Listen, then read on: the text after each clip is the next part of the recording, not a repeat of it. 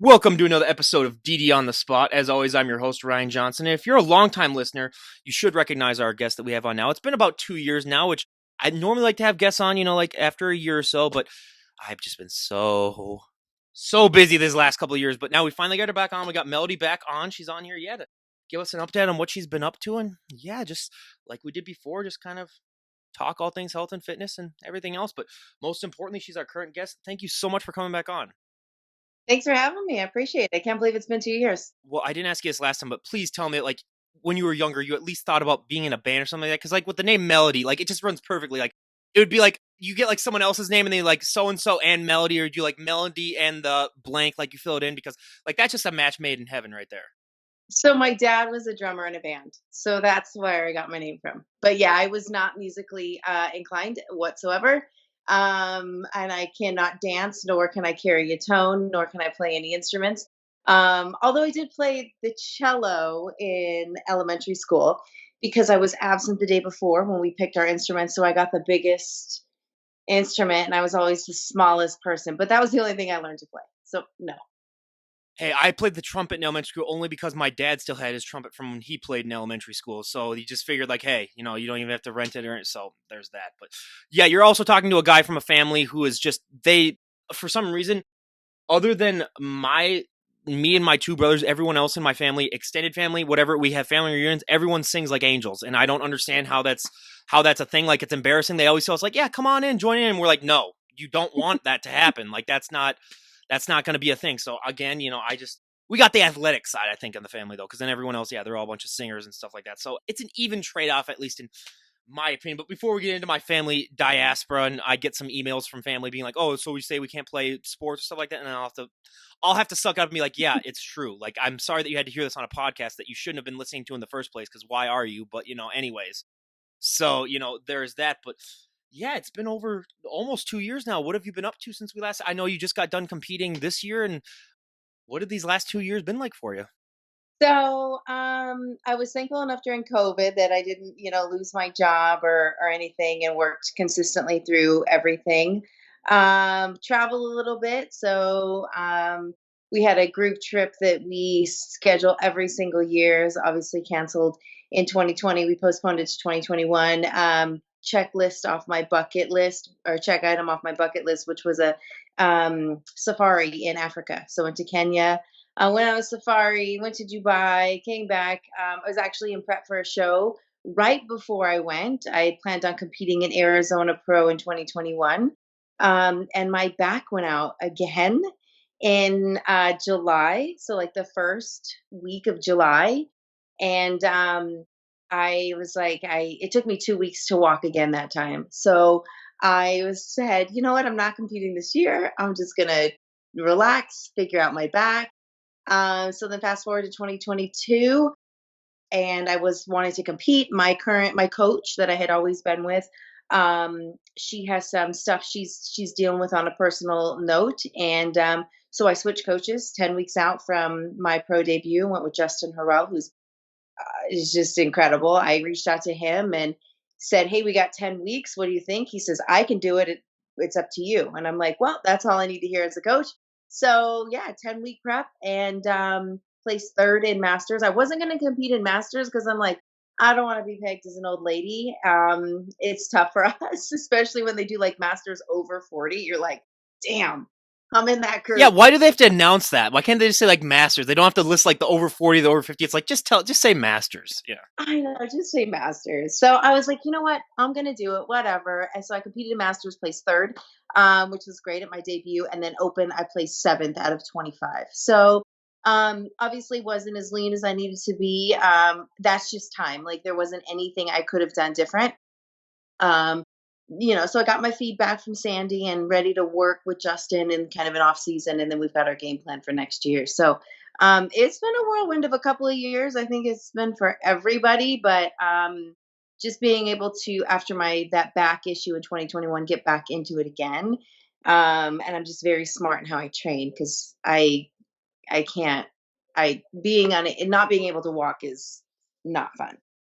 Well, you brought up a perfect question for me that will actually help me in the long run. Because, like I said, for you, I have a future of back problems just waiting to happen. They haven't happened yet, but like they're going to happen. So, how do you train smartly so that you're not doing the back problems? Because for me, like I can tell that I'm going to be having to take notes right now. And like 10 years, 10, 15 years down the road, I might have to be listening to what you tell me right now.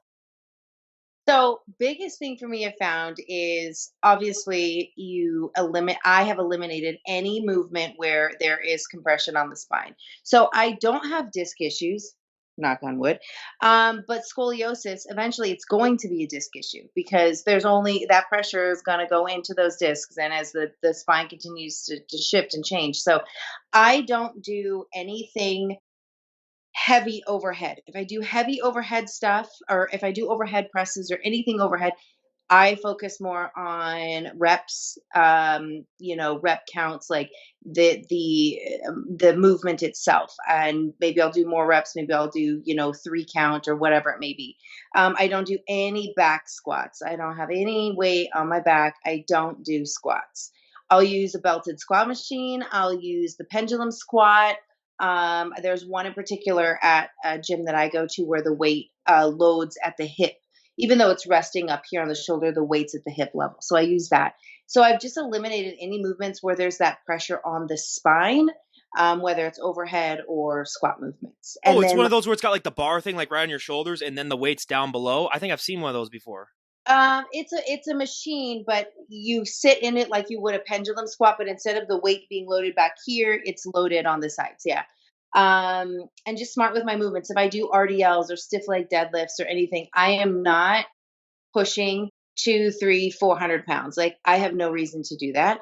I will focus more on the tension, make sure my form's great, more reps, whatever it may be. So I'll do RDL movements, I'll do hip hinge movements. I'm just very cautious in the way that I do it. And I do not, even though it may seem light, I do not increase the weight. I just because I know it could be a disaster waiting to happen. RDL Romanian deadlift for all of you noobs out there who haven't ever heard that before. I'm just clarifying because believe me, there'll be one idiot in the comments being like, "What does RDL mean?" And it's like, dude, well, first of all, you're on a computer. You're on a computer typing that in. I've never understood that. Like when people type stuff in, they're like, "What does this stuff mean?" And it's like, what are you using to type that stuff? Again, that's just Yeah.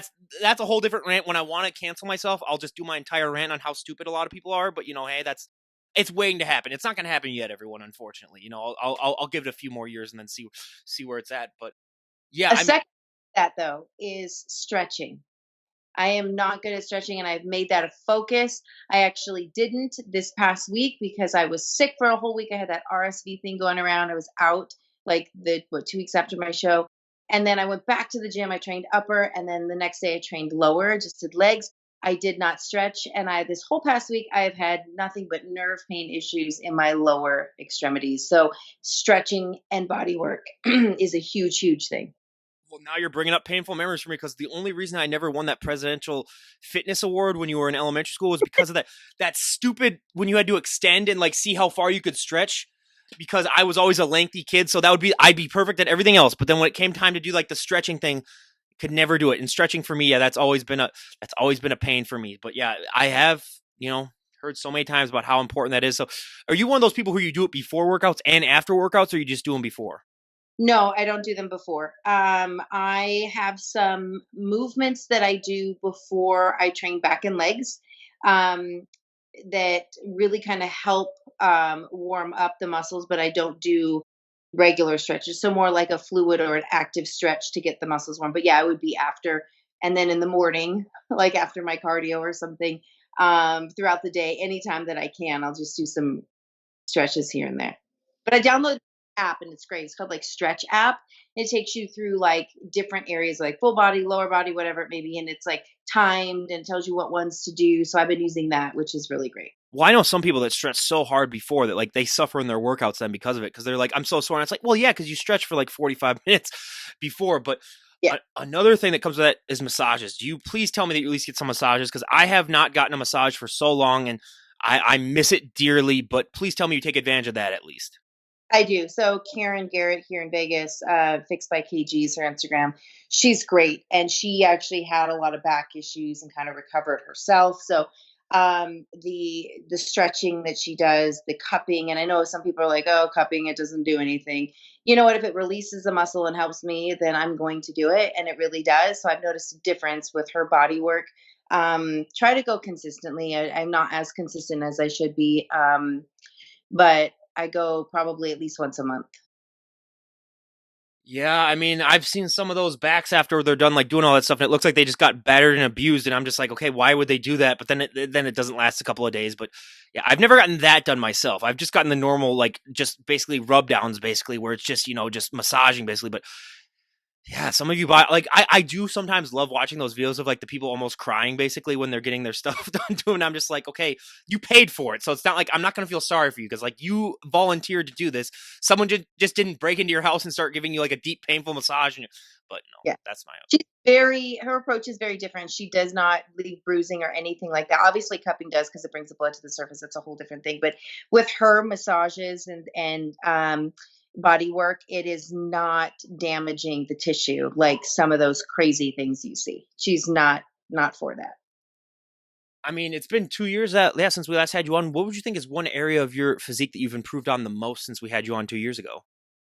So that's a funny question because I felt like going into this prep that I did not make any progress just because of the amount of time I had to take off over the last 2 years. Total of about 9 months I didn't train, 8 to 9 months because of my back issue. So I felt like anything that I had progressed with that time off, obviously I lost it all. So I went into the show without any expectations then other than just making my debut, doing my thing, and it worked out well for me. I didn't have any external pressures of like trying to meet other people's expectations and Instagram and what I didn't care what anybody thought of me. But I felt like my greatest area improvement was I made a lot of improvements on my posterior, which I had tried to do, and just overall, I felt like I there isn't one specific area that I developed better than another. I felt that I'm pretty well proportioned and the areas that I thought were my weakest in my feedback were areas that I just need to maintain and lean out a little bit more. So this next go around, it's obviously middle back or it's the back. I need a little bit more depth. We all do, right? You need that muscle development in the back, which is hard for me to put on. And quads, my outer quad sweep. I think I have good shape. It's just I don't have that quad that quad sweep on the outsides. So I mean, the gym bro in me has always just said, like, just judge upper body. That should be the only thing, really. Anyways, I mean, it's like, why are we even judging? I mean, that again, that's going down to my being 6'3" and dealing with legs and just that oblivion. But we talked about before, I think, on the first time that we had you on about how like this is such a type A lifestyle where the moment that I talk to any bodybuilder that has had a significant amount of time where they haven't been able to train, I always sort of fear for their well-being because I know how important working out is to a bodybuilder. Just as someone how important working out is to me, and I don't even compete. How did you deal with that mentally, spending those months without being able to train? Because for a lot of, I compare it sometimes to being like a druggie without their drug, basically. so I ate a lot. So I put on quite a bit of weight. I think I got up to like 155. I'm like 5'1 3/4 or 5'2, which was fine. I didn't care. I embrace whatever shape I am. Like I'm not one who, and I'm not trying to take shots at others who do, but fall into that body shaming category and that dysmorphia. I never have. So I'm thankful for that. But so eating a lot, but then also when you get into a habit, that just becomes your new norm. So as much as it should have affected me, I don't want to say it didn't, but I knew I couldn't and I just had to embrace what I was dealing with at the time and I knew I could go back at some point and that was fine enough. So really with lots of food and then I just got comfortable watching Netflix and different TV shows for months on end. Was it hard to step back in? Because I've had times too where I've taken a few months off, and then that first couple workouts in, it's painful. It was very difficult for me going back because I was always afraid of re-injuring. So that easing, I don't do well with easing back into things. I pick up where I left off. So that was a challenge for me. I could not pick up where I left off. I felt like I didn't look like I trained at all. I was embarrassed to wear my belt, which IFBB Pro, because people were probably looking at me like, "Would you steal someone's belt?" So yeah, it was that was challenging for me. Taking it easy, don't re-injure myself. Yeah. Did the body respond quickly? Because everyone always talks about that muscle maturity that, you basically have to spend like 10 years without working out and not even moving around really for it to not happen. So was it quick, that adjustment again? It was. It was really quick. And actually my boyfriend had gained a lot of weight. He gained like 60 pounds. And What was your so guys' food budget like back then? Jeez.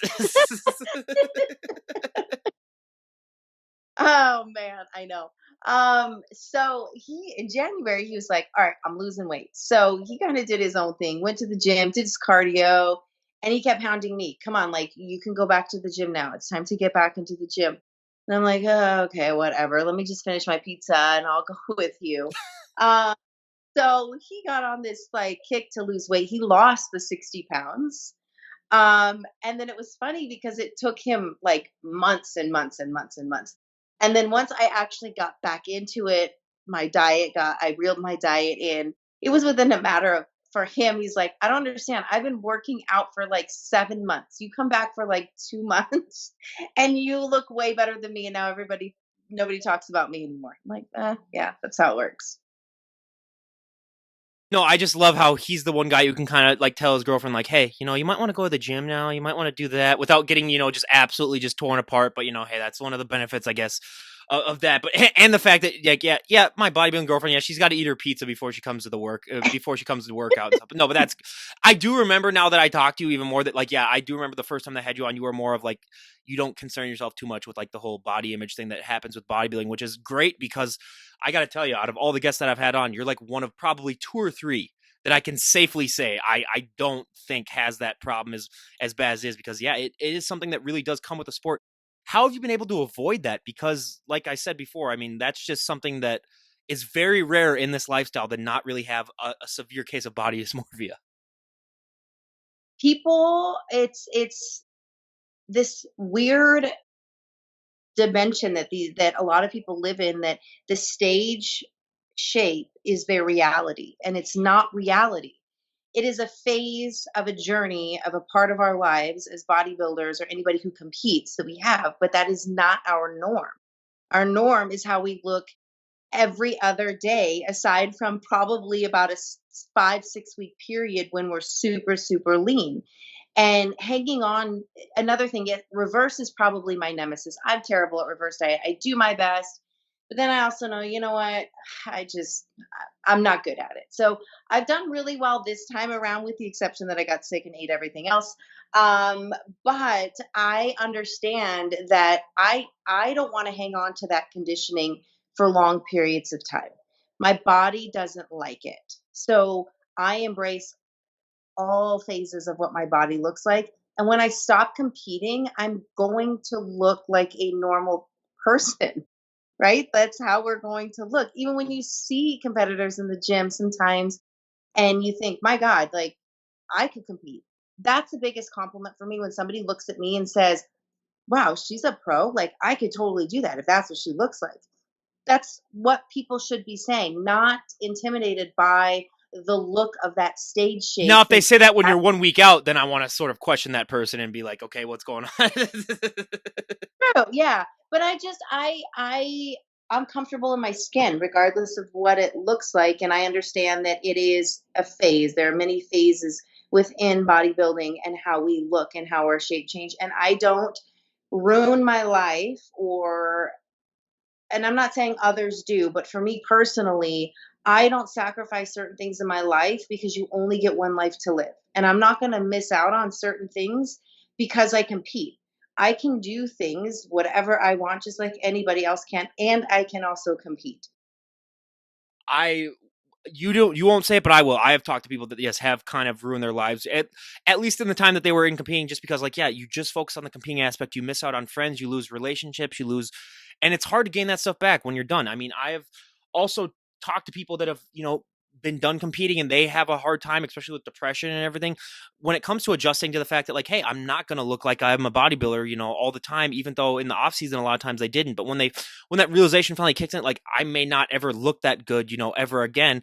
It's hard for so many people. So I'm glad that you have that mindset of like knowing that like, hey, I'm going to look like a normal person, maybe a little bit more muscular than a normal person, regardless of anything, but still like a normal person, because Yeah, a lot of times you see these ex bodybuilders, and sometimes they really do go off the wagon when it just comes to they're not able to accept that hey, this is my new normal, and they have a lot of trouble with that. So I'm glad that you have that, and I'm glad that you're talking about that because that is something that I think needs to be talked about more. Is it's sort of like how people prepare professional athletes for when they're done in their athletic careers, being like, okay, you're not going to be a baseball player anymore, so you got to focus on something else because otherwise you'll just drive yourself crazy. Or kind of like with my older brother, he never really suffered from it, but like when he played in the minors for a couple of years, and then afterwards he had a few years where it wasn't like anything bad, but like he said, he has struggled to like find out his new identity, like what am I going to be, because I was a baseball player my entire life. So yeah, it's important that a lot of people just realize that and ahead of time and sort of make a strategy before. But yeah, that's great. And I mean, just with this lifestyle in general, like we talked about, this is also an ever evolving sport, and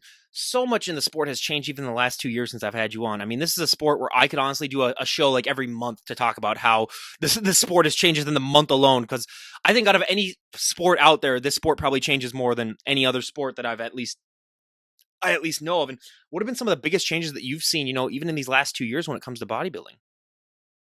Um, so I'm going to speak to the division I compete in, which is figure. And I know the judges, the IFBB judges, are trying to really be consistent in um, how they award placings based on the shape and that it does fit in with the criteria of the division. And a lot of people won't come out and talk about it because they feel that it's going to impact them on the stage, right? So they kind of hush hush, keep quiet. People will communicate via DM about and send pictures of like, I can't believe this person won. Like this looks like physique and what's happening. And so a couple of things I'll say is one, I think a lot of figure competitors push to the limits of the division, and that's fine, right? That's what they want to do. But at the same time, those of us who are not, and we do follow into that criteria, sometimes aren't able to do as well. And so that's one thing. And what I mean by that is there are some that are very, very, very conditioned to the point where the striations in the muscles. And yes, I understand that the division has evolved so much so that you do need those separations and those deep cuts and deep lines, but it's still about the femininity of female in that division. And I feel like some are kind of crossing that line and getting rewarded. So it's frustrating for me because there's just certain things that I'm not going to do. I have to walk around with this body for the rest of my life. So I am never concerned about being the biggest. I don't need to be the biggest. I don't have to have the biggest legs. I don't have to have the biggest back. I don't have to have the biggest shoulders because at the end of the day, when I'm done competing, I don't want to carry all that around. It's not healthy. So I'm only going to put on what I want to put on and I'm comfortable carrying around with the extra fat on top of it, right? So that's one thing I've seen is just the kind of the blurred lines of divisions and the competitors and what they're expected to bring to the stage. I do get though that the judges can only judge what shows up, and if everybody is so conditioned, they're going to have to judge accordingly. So that's kind of my frustration a little bit.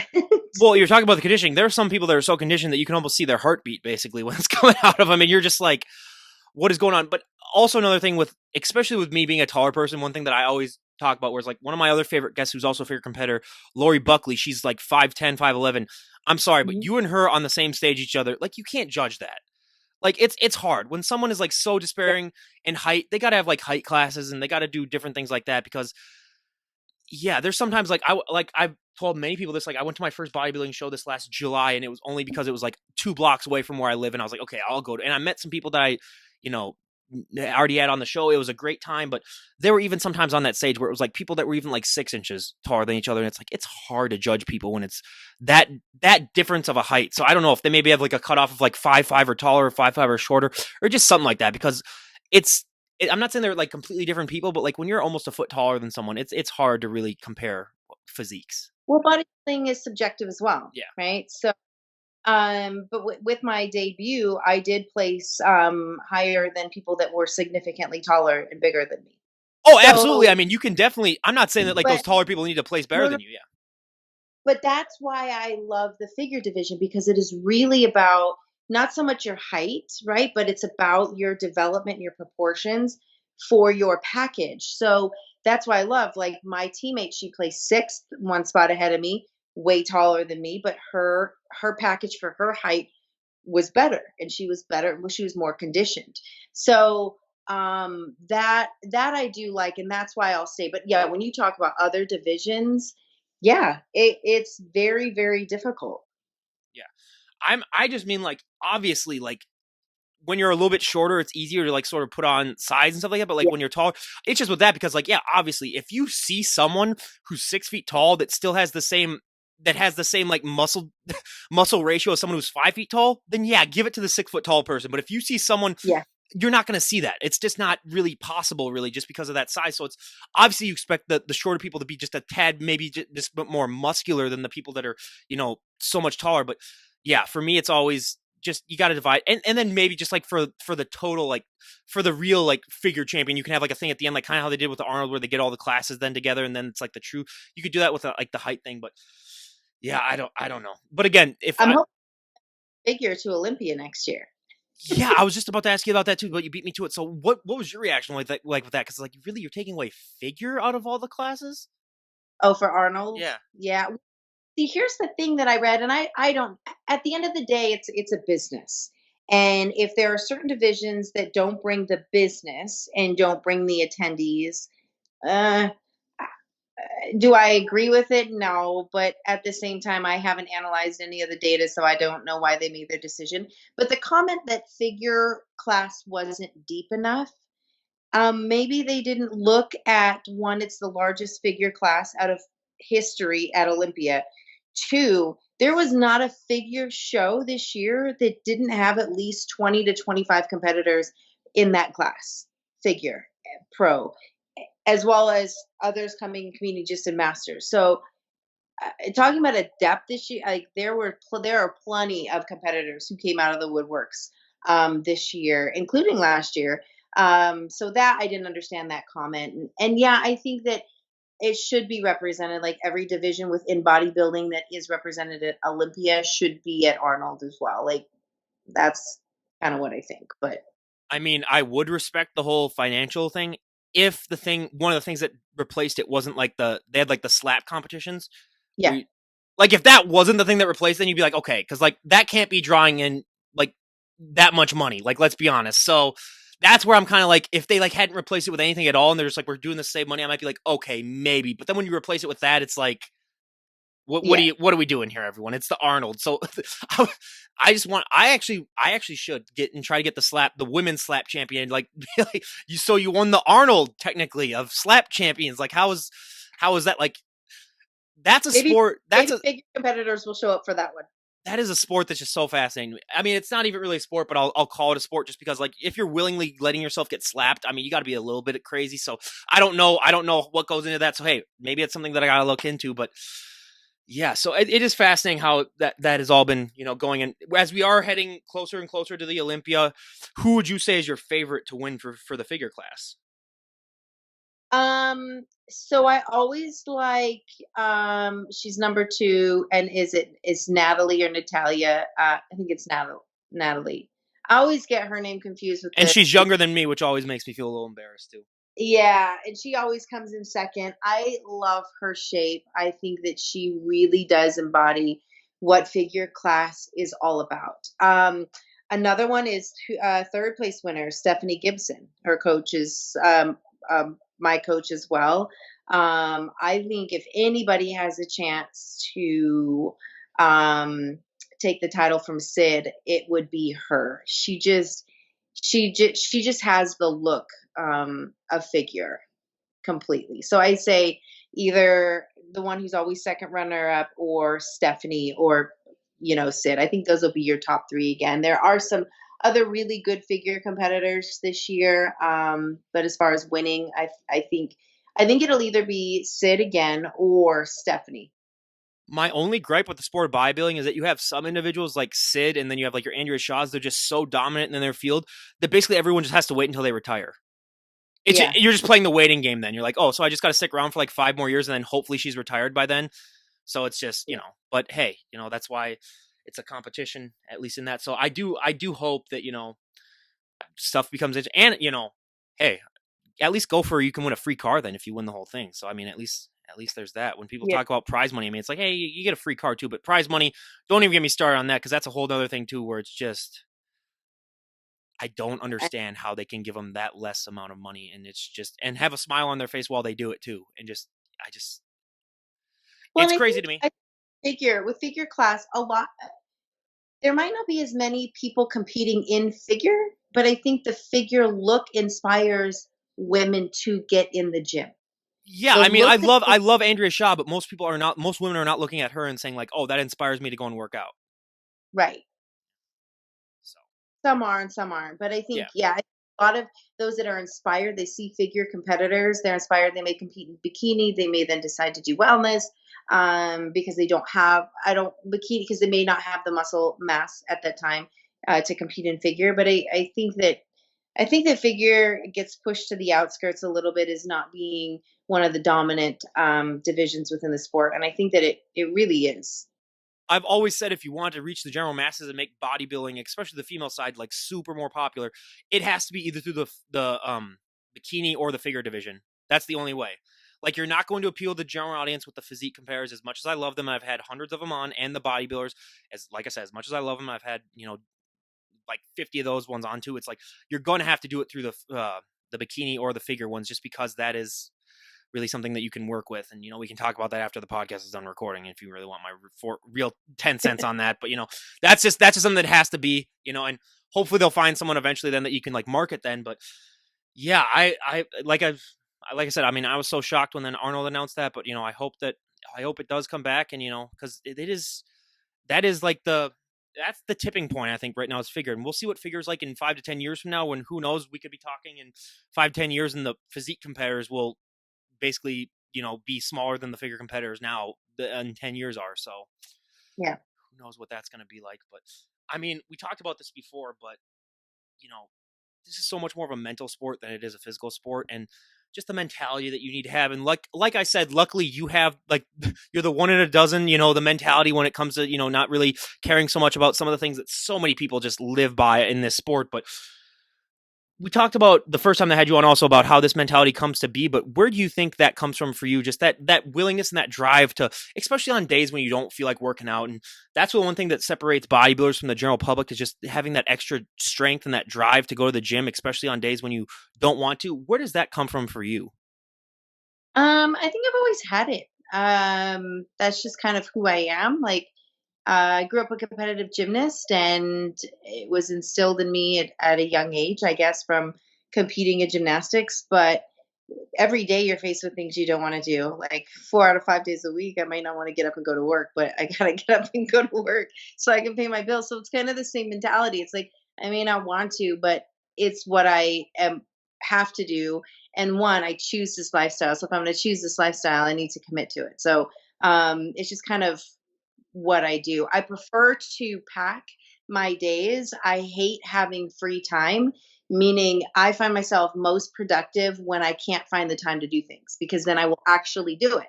When I have, and it's like, that's why I don't take vacation time and stay home, because I will literally just stay on my couch. I only take vacation time if I'm leaving the country, leaving the state. I won't take vacation time just to sit at home. So that's kind of my thing, especially during like prep and showtime.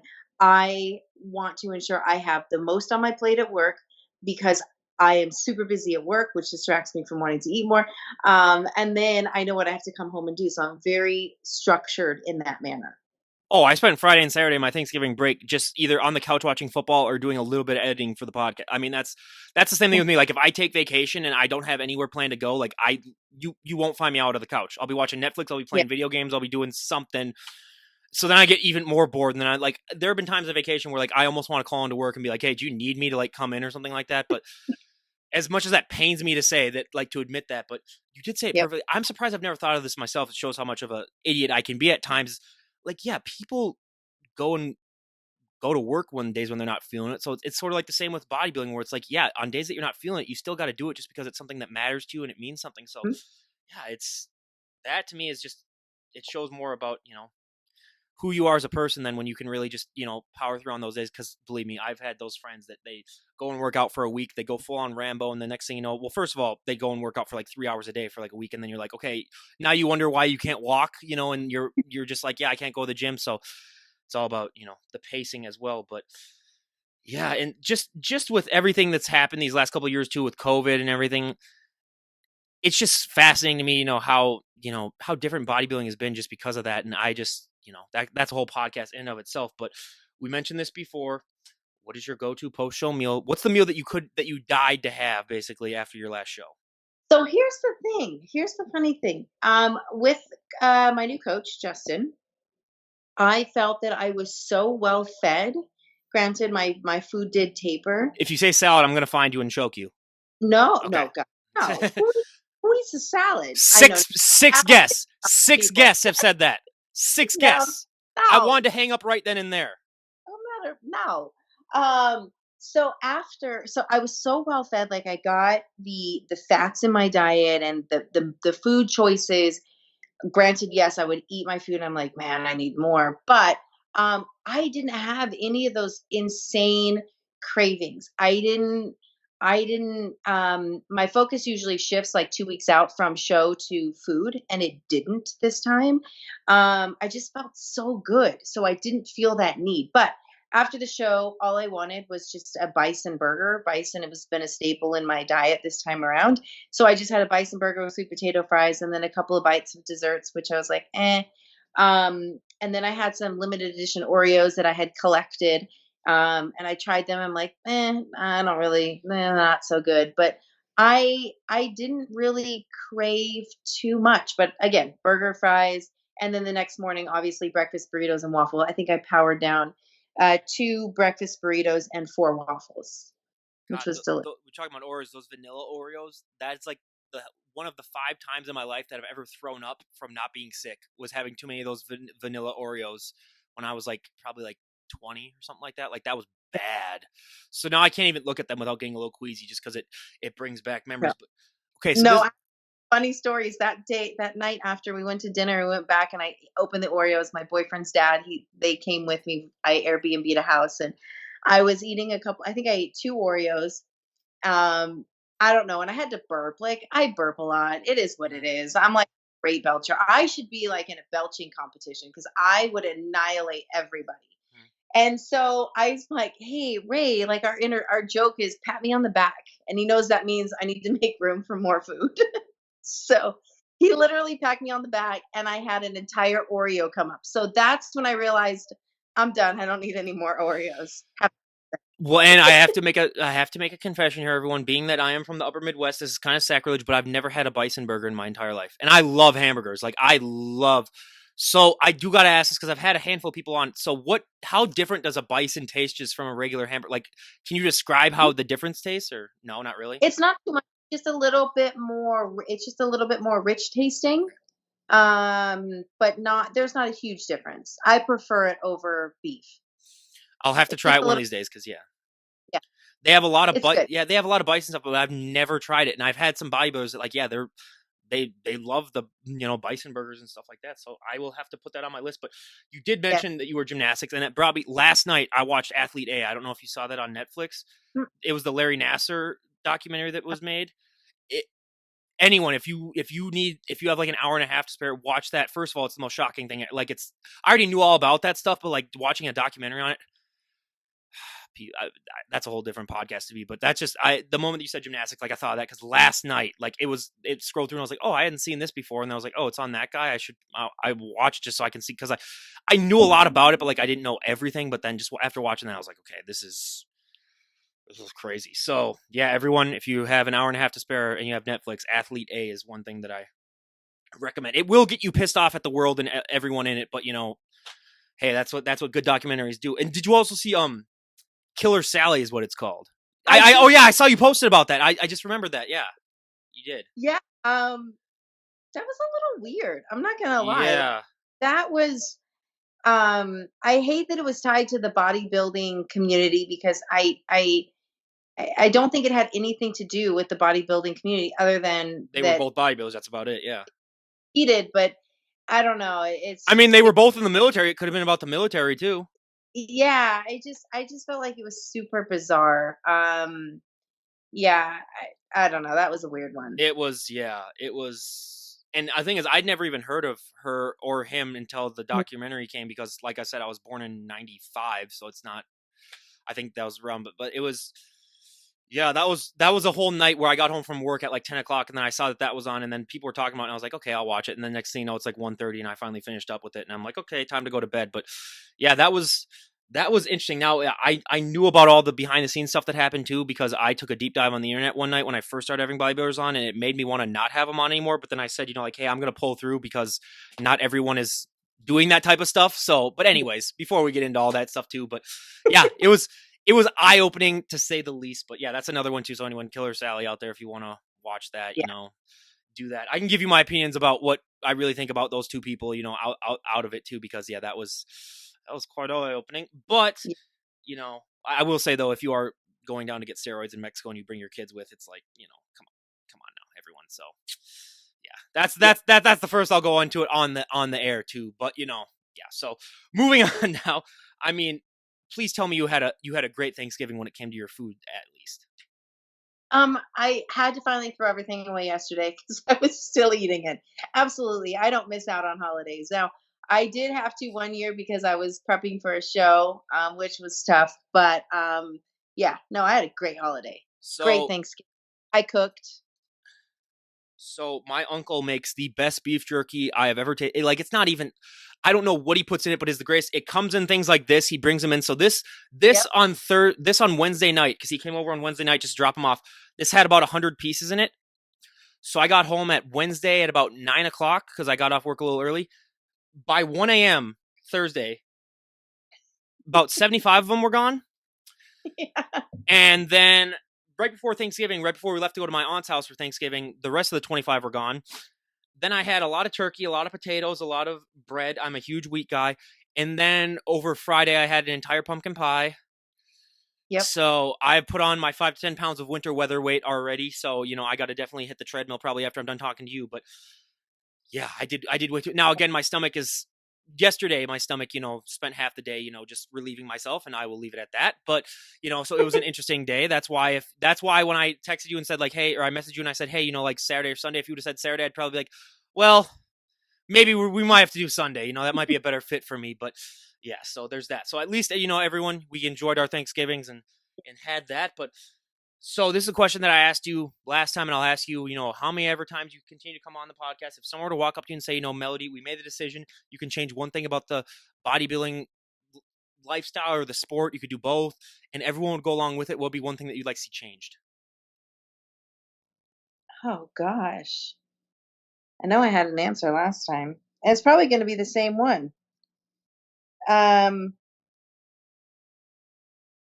I don't have an answer for that. I have to think about that one. We'll Well, circle prize back. money. Prize money is an easy one, but that's something Okay, that so prize money. Yeah. Actually, because this recent show, yes, I placed third and I won 200 bucks. Um And I which hate to ask this, but how much money did you spend just on the show alone? between coach, Airbnb, hair, makeup because I don't have the any of that sponsored. Quite Even if you quite did, a even if you had all that sponsored, you still probably would have been in the red. Let's be honest. Yeah. And I actually competed.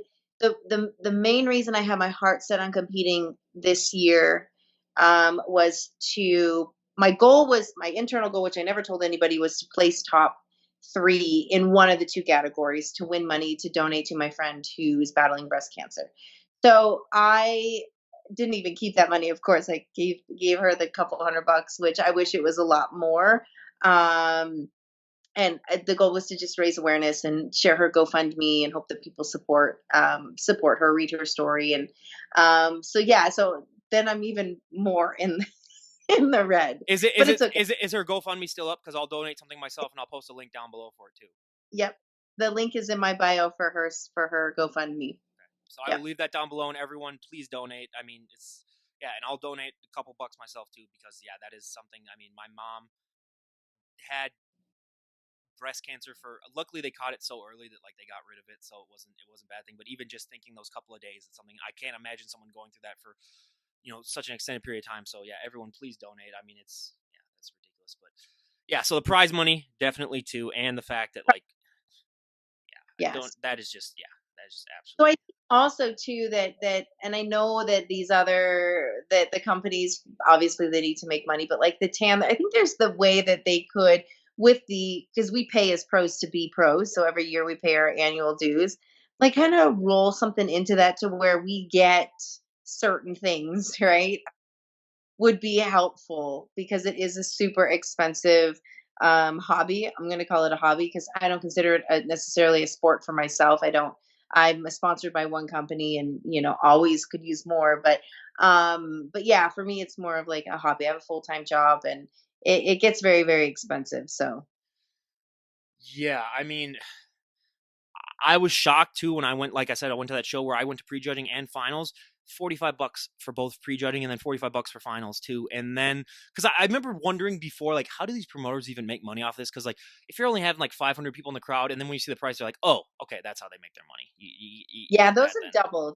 Those have doubled. Yeah. So for Like if the I could go Arizona, to an NFL, it's kind of weird when you can go to an NFL game for cheaper than going to a bodybuilding show. yeah, Yeah. yeah, it cost $100 for both prejudging and finals for the show I competed in. Yeah, mine was an amateur show too. Mine was just like, yeah, it wasn't even you didn't even get your pro card if you wanted. It was just like a so yeah, I can't Yeah, imagine. And then I heard some tickets for like the Olympia and stuff like that, and you're like and then people ask me like, why don't you ever go to the Olympia just so you can be part of it? And I said, because I don't want to take out a second loan, okay? Like let's be honest here, everyone. I can do without that. I'll just support the guests from afar, but I if you expect me to first of all travel to Vegas, which I did see the new Elvis Presley movie, and I've always been a huge Elvis Presley fan, so I could not go to Vegas without going to see at least a couple of Elvis impersonator shows. But yeah, yeah. that That's is where I ridiculous. work, Westgate, by the way. At the place Where at the place where he was.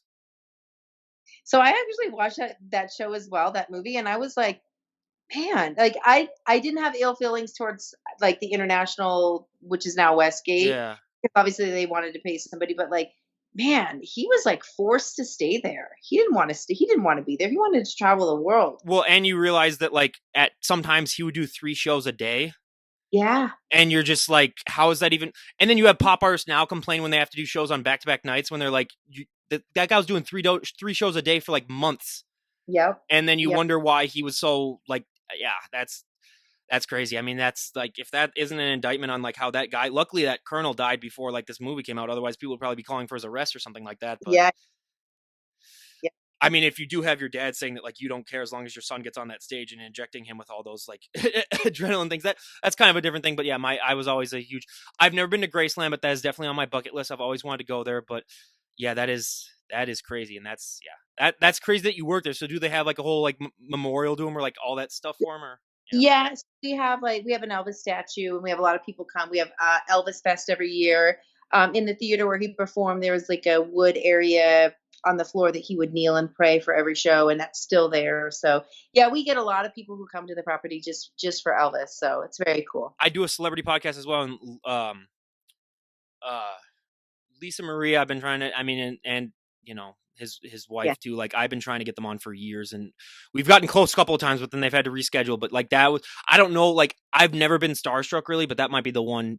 And it's not even Elvis. It's his wife or his daughter, and you're just like, okay, that's I, still just like I've always said. If I could spend a day in the life with anyone, any dead celebrity, it's him. Without even a shadow of doubt. If I could just follow him, not even like interview him, just like follow him around for a day and like be a part of his Memphis Mafia or something like that. Like yeah, I would do that in a heartbeat. But before we get too much off topic, I mean, yeah. Melody, again, I'd love to have you on a year from now, not 2 years. We'll have you on a year from now. I gotta get all this fit because trust me, like after having all these, the only problem with having the year thing is that you have so many guests on then where it's like you cannot then have them on after years. So then I just play favorites, and you're definitely one of my favorites. I'll admit that Huh.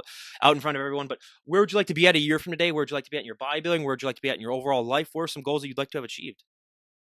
So I have some bodybuilding goals for next year. I'm waiting for the calendar to officially come out. And I don't really want to disclose what those are, but I That's got fine. some big goals here. I would love so I'm going to be 41 next year. I'm getting old, and I really If do I want can to make say you don't look, if you would have honestly have had me guess without you saying that you were a master's and I hadn't done my research on you, I would honestly have said like 30, maybe, if I'm being completely yeah, honest. Getting old. I know, I wish. There are days I feel young and days I feel super old, but I do want to make it to the Olympia stage before I hang up my shoes. So I'm going to work towards that next year. I'm very excited with my current coach. I think I can make that happen. Other people can do it, so why can't I, right? And then just that's my bodybuilding goal. So yes, that's what I'd like to do. Hopefully, it'll be in Vegas next year. I've heard rumors that it's going back to Florida, so I don't know. Yep. Well, and again, Melody, I cannot thank you enough for coming back on and sharing your journey with us. It was one of those where it's been so long, and I was like, okay, she's got to definitely come back on because I always write down when a guest is like super talkative and they like add a lot to the podcast as opposed to some of the guests who you can guess why because I haven't had them on for like 3 years. Those are the ones where I'm just like, tell me about your journey, and they're just like, oh, I just want to get in shape, so I started working out, and then you're just like. Great answer. This is going to be a great episode. I'm going to have to drag this on for 45 minutes, but with you, hey, it's all natural when it comes to the conversation. So I love it. But again, thank you so much for coming on, sharing your journey with us again. I really appreciate it. And I look forward to having you on again. Thank you. All right, everyone. This is Ryan Johnson, DD on the spot, signing off. Have a great day, everyone.